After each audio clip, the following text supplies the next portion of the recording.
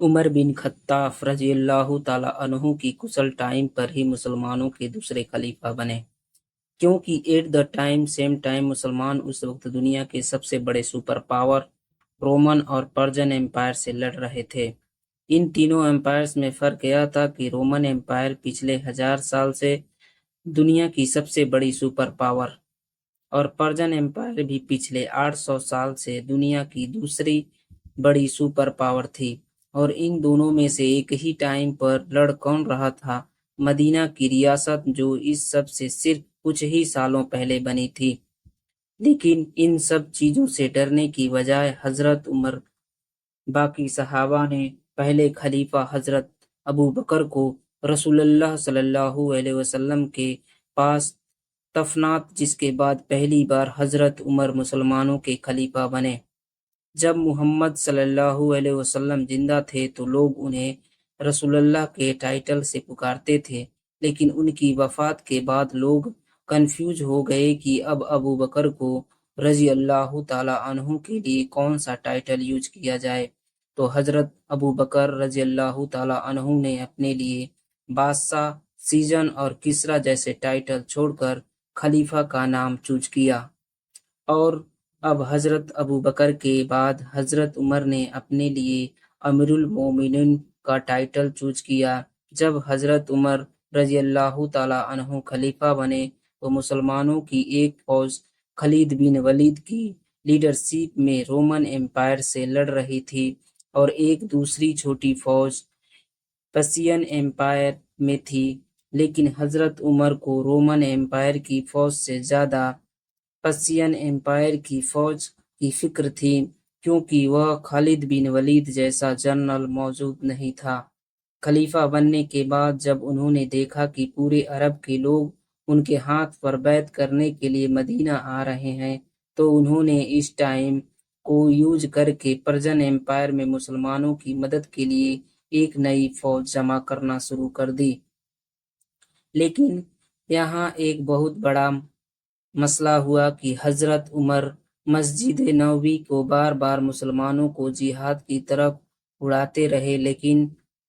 پہلی بار انہوں نے دیکھا کہ پرجن امپائر سے لڑنے کے لیے مسلمانوں میں کوئی بھی تیار نہیں تھا، اور یہ اس لیے نہیں تھا کہ مسلمان لڑ کر تھک چکے تھے، بلکہ اس لیے کیونکہ انہیں پتا تھا کہ خالد بن ولید پرجن امپائر میں نہیں بلکہ رومن امپائر میں، اور ان کے بغیر کوئی بھی جنگ جیتنا امپاسبل ہے۔ یہ دیکھ کر حضرت عمر سمجھ گئے کہ اب جو یہ نئے مسلمان ہیں، ان کا یقین اور ٹرسٹ اللہ کی بجائے خالد بن ولید کے ساتھ زیادہ اٹیچ ہے، جو مسلمانوں کے اس امپائر کے لیے بہت بڑا مسئلہ تھا۔ 3 دنوں کے بعد حضرت عمر نے ایک دن بہت سخت غصے کے ساتھ اسپیچ کی، تو ان سے ایک مسلمان ابو عبید، جو صحابی نہیں تھے، کھڑے ہوئے اور کہا، میں جہاد کے لیے تیار ہوں، جس کے بعد آہستہ آہستہ اور بھی لوگ آگے آنے لگے، تو حضرت عمر رضی اللہ تعالیٰ عنہ نے 1000 کی فوج بنائی اور اس کا لیڈر ابو عبید کو بنا کر پرجن امپائر کی طرف روانہ کیا۔ لیکن یہ ایک بہت بڑا رسک تھا، کیونکہ اگر یہ فوج پرشین امپائر سے ہار جاتی تو اس کے بعد خالد بن ولید کے بغیر مسلمان کبھی جنگ نہیں لڑتے، اور ایسا ہی ہوا۔ یہ فوج پرجن امپائر میں بہت ہی بری طرح ہار گئی، بٹ یہ فوج ابھی راستے میں ابھی تک پہنچی نہیں ہے۔ جب یہ فوج پرجن امپائر کی طرف آہستہ آہستہ جا رہی تھی تو ادھر رومن امپائر میں مسلمانوں نے خالد بن ولید کی لیڈرشپ میں اس زمانے کے سیریا کی سب سے امپورٹنٹ سٹی دمشق کو ہر طرح سے گھیر چکے تھے، اور اس فوج کو کافی عرصے تک پتہ ہی نہیں تھا کہ ابو بکر رضی اللہ تعالیٰ عنہ کا وفات پا چکے ہیں، اور ان کے بعد مسلمانوں کا نیا خلیفہ حضرت عمر بنے ہیں۔ تو خالد بن ولید کی لیڈرشپ میں یہ فوج کئی دن تک کوشش کرتی رہی کہ کسی طرح اس قلعے کے اندر گھس سکیں، لیکن دمشق کوئی عام سٹی نہیں تھی، اسے اس زمانے میں پیرائٹس آف سیریا کہا جاتا تھا۔ मतलब सीरिया की जन्नत, और अब तक अरब अपना सबसे बड़ा इम्पोर्टेंट इसी सिटी से किया करता था। मतलब दमशक इस इलाके में सबसे पावरफुल सिटी थी, और उस जमाने में यह अरबों के लिए ऐसी सिटी थी जिस तरह आज लोगों के लिए न्यूयॉर्क हो। तो मुसलमानों ने उस वक्त की सबसे पावरफुल दमशकों को हर तरह से घेर लिया था, और खालिद बिन वलीद ने इस सिटी के हर मेन गेट पर अपने सबसे बेस्ट जनरल्स को खड़ा किया था, जिनमें से एक जनरल का नाम अबू उबैद इब्ने ज़हरा था। आखिर बहुत कोशिश करने के बाद भी दमशक फतह नहीं हो सका, लेकिन फिर एक दिन अचानक दमशक से एक आदमी खालिद बिन वलीद के पास आया। उसे बताया कि कुछ ही दिन पहले दमशक के लीडर के घर बेटा पैदा हुआ है, जिसे सेलिब्रेट करने के लिए उन्होंने एक बहुत बड़ी पार्टी रखी है, जिसमें रोमन एम्पायर की फौज को भी बुलाया, और इस पार्टी में यह सब इतनी शराब पिएंगे कि कोई भी अपने होशो हवास में नहीं रहेगा। तो खालिद बिन वलीद ने उसी रात मुसलमानों के ग्रुप को इस गेट के सामने खड़ा कर दिए, और फिर खुद सिर्फ कुछ और मुसलमानों के साथ बिल्कुल खामोशी से दमशक की दीवार पर चढ़कर अंदर घुस गए, और मुसलमानों के लिए अंदर से गेट खोल दी। और इस तरह मुसलमानों की फौज का एक समंदर किले के अंदर घुस गया, और बहुत तेजी से मुसलमान ईस्टर्न साइड की इस किले को फतह करने लगे। लेकिन इस किले का जनरल इस सिटी के दूसरे साइड पर बैठा हुआ था। तो जब उसे पता चला कि अब उसके पास कोई ऑप्शन नहीं है और मुसलमान किले में घुस चुके हैं, और कुछ ही देर में मुसलमान इस पूरे सिटी को फतह कर लेंगे, तो उसने जल्दी एक लेटर मुसलमान के दूसरे बड़े जनरल अबू उबैद की तरफ भेजा कि मैं इस सिटी को मुसलमानों के सामने सरेंडर कर रहा हूँ, सिर्फ एक शर्त पर कि मुसलमान कोई माले गनीमत नहीं लेंगे। अबू उबैद इनोजरों को इस बात का पता नहीं था कि खालिद बिन वलीद और उनके सोल्जर्स दमसा वाले हैं, तो उन्होंने उस रोमन जनरल के सरेंडर को कबूल कर दिया। अब थोड़ी देर बाद जब खालिद बिन वलीद को अबू उबैद रज़ियल्लाहु ताला अन्हु के डिसीजन का पता चला, तो अगर वह चाहते तो अबू उबैद के इसी एग्रीमेंट को फाड़कर दमशक को तलवार के जोर पर ही फतह कर ले सकते थे, और वहां से सारा माल गनीमत उठा सकते थे। लेकिन खालिद बिन वलीद ने अबू उबैद के एग्रीमेंट को मानकर अपनी सारी फौज को पीछे हटने का हुक्म दिया, और इस तरह दमशक डमक उस जमाने की सबसे ताकतवर सिटी हजरत उमर के कंट्रोल में आई। नौ यह सब कुछ तो यह रोमन एम्पायर में हो रहा था, लेकिन सबसे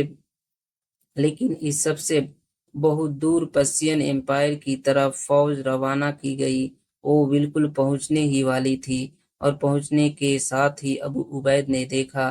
कि पश्चिम एम्पायर सामने से बहुत बड़ी फौज तैयार कर चुकी है। जब अबू उबैद मुसलमानों की फौज लेकर पश्चिम एम्पायर पहुंचे, अबू उबैद दो डिफरेंट खासियत है। अबू उबैद और उनकी फौज ने पश्चिम एम्पायर पहुंचकर देखा कि पर्शियन बादशाह ने खालिद बिन वलीद की एब्सेंट में मुसलमानों के खिलाफ 3 बहुत बड़ी फौज तैयार की है, जो बहुत तेजी से मुसलमानों की तरफ बढ़ रही है। आखिर मुसलमानों और पर्शियन फौज इस ब्रिज के सामने एक दूसरे के सामने हुई, तो पर्शियन जनरल ने मुसलमानों को यह ऑफर दी कि या आप ब्रिज क्रॉस करके इस तरफ आइए, और या हमें उस तरफ आने दें। अब यह अबू उबैद से एक बहुत बड़ी गलती हुई। उन्होंने अपने मुसलमानों जनरल की बात नहीं मानी और खुद मुसलमानों की फौज को ब्रिज क्रॉस करने का हुक्म दिया।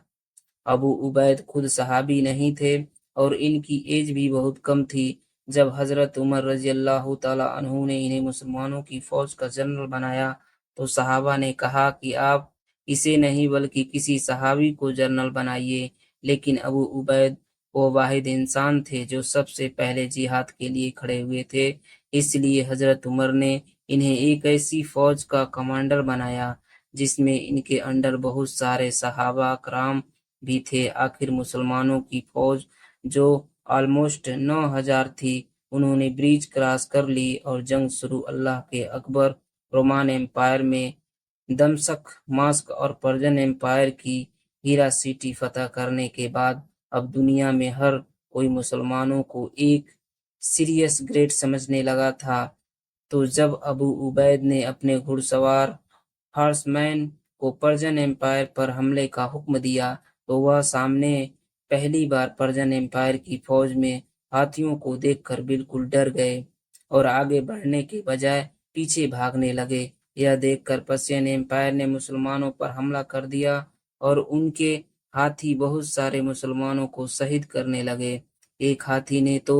इब्न अबू उबैद को उनके घोड़े से गिरा दिया और फिर उनके सीने पर पांव रख के बिल्कुल क्रश कर दिया। यह हिस्ट्री में पहली दफा थी कि किसी जंग में मुसलमान के जनरल को शहीद किया गया। जब मुसलमानों ने अपने जनरल को गिरता हुआ देखा तो उनका हौसला बिल्कुल टूट गया और वह जंग के मैदान से पीछे हटने लगे। जब मुसलमान भागकर ब्रिज तक पहुंचे तो उन्होंने देखा कि ब्रिज को किसी ने तोड़ दिया और अब यह तो इस ब्रिज को मुसलमानों की फौज में से किसी ने तोड़ा था और यह इसे अबू उबैद के आर्डर्स पर ही नहीं तोड़ा था ताकि मुसलमानों के लिए जंग छोड़ना इम्पॉसिबल हो जाए। तो अब जब कोई रास्ता भी नहीं था तो बहुत सारे मुसलमान दरिया में कूदने लगे। यह सब देखकर मुसलमान के दूसरे जनरल मुसन्ना ने फौज को दोबारा ऑर्गेनाइज किया और पश्चिमी पर पूरी ताकत के साथ एक आखिरी बार हमला कर दिया और पीछे खड़े मुसलमान को ये आर्डर दिया कि जल्दी से ब्रिज को ठीक करो। आखिर मुसन्ना की बहादुरी की वजह से 3000 मुसलमान ब्रिज को क्रॉस करके इस साइड पर आए, लेकिन 9000 में से सिर्फ 3000 मुसलमान ब्रिज क्रॉस